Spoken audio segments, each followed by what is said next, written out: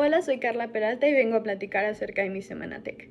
Bueno, el problema que mi equipo y yo identificamos en el socioformador fue que necesitaba aumentar su difusión, es decir, darse a conocer en más sectores de la población de los que ya había alcanzado. Además, necesitaba incrementar el número de voluntarios que participaban con ellos. Bueno, esta organización participa normalmente, atiende normalmente a niños y adolescentes específicamente que pertenecen a sectores de la población vulnerables. Entonces, ellos normalmente enfrentan una gran brecha social, desigualdad y discriminación por el simple hecho de vivir en estas condiciones. También, al ser un sector vulnerable, no viven dignamente.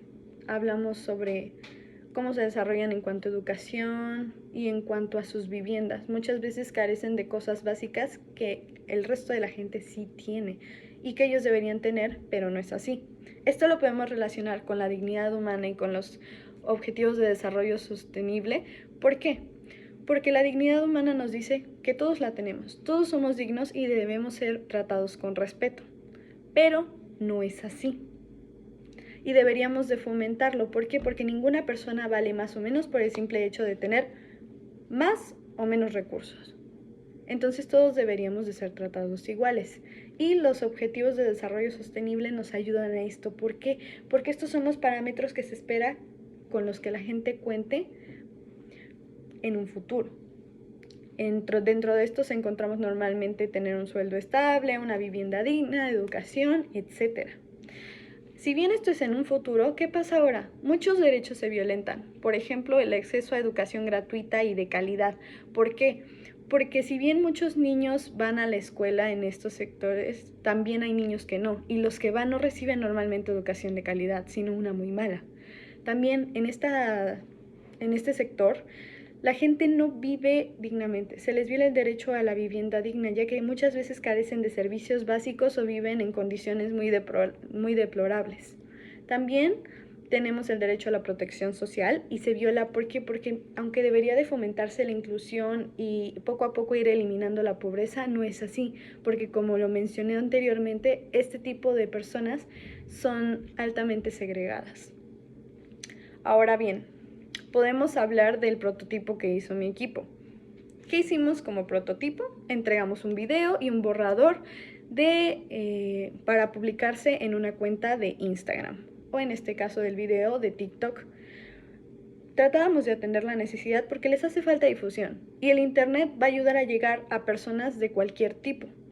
Entonces, de esta manera íbamos a lograr que más personas conocieran a la asociación y tal vez se animaran al voluntariado.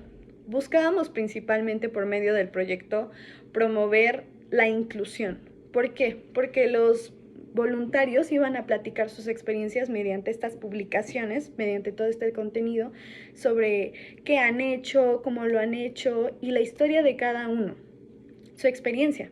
Íbamos a escoger a personas con diferentes contextos para que se viera que dentro de la organización no se discrimina, no te piden tener ciertos parámetros como ciertos recursos para que tú te puedas unir. Simplemente con que quieras ayudar a las comunidades es más que suficiente y todos son bienvenidos. Bueno, ahora, en el proyecto no digamos que promovimos mucho la parte del ODS 5, pero estaba implícito, sino que nos enfocamos más, digamos, a la parte del ODS 10.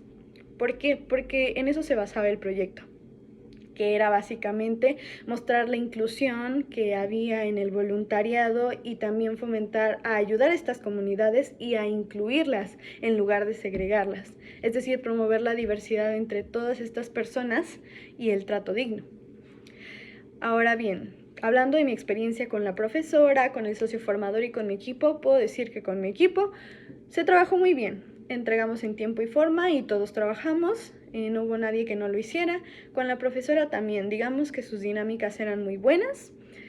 Solamente hubo un problema de coordinación con lo que decía la plataforma de Canvas y los entregables. No sabíamos muy bien qué hacer, esa parte no quedó clara, sin embargo el tema lo dio muy bien.